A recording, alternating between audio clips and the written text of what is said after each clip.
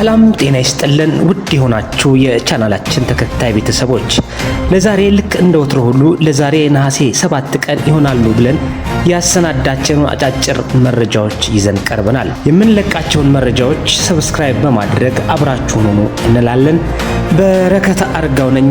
እነሆ ከተጀመረ አንድ ወር ያስቆጠረው የ4000 ተሳታፊዎችን ያቀፈው ሀገራዊ የምክክር መድረክ ዛሬም ቀጥሎ ውሏል።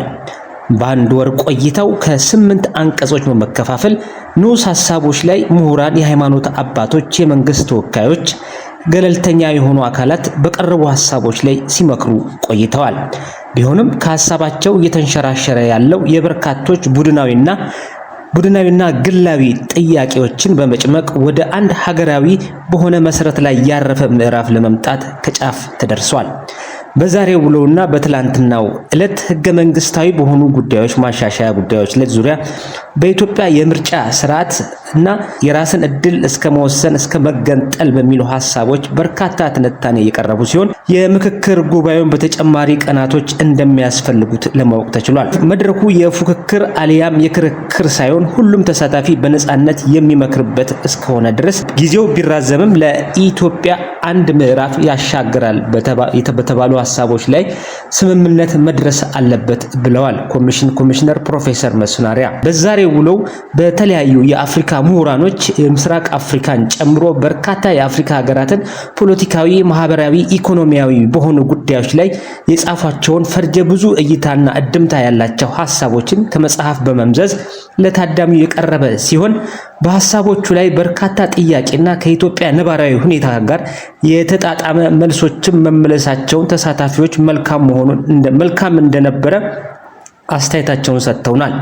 ከዚህ ሀገራዊ ምክክር መድረክ በኢትዮጵያና ህዝቦቿ በርካታ ውጤት የሚጠብቁ እንደሆነ በየጊዜው እየተዘገበ ያለ ሲሆን ተጀምሮ የሚቆም ቆሞ ውጤት ሳያመጣ አጀንዳ ሆኖ የሚቀር እንዳይሆን በማለት በርካቶች ስጋታቸውን ለዝግጅት ክፍላችን ገልጸዋል። በምስራቅ አፍሪካ ቀጠና የሰላምና ጸጥታ አማካሪ እንዲሁም የሰላም ሚኒስትር የሆኑት የቀድሞ የትግራይ ክልል ጊዜያዊ አስተዳደር አቶ ጌታቸው ረዳ ከወራቶች በፊት ዝምታቸውን የሰበረ ንግግር አደረጉ።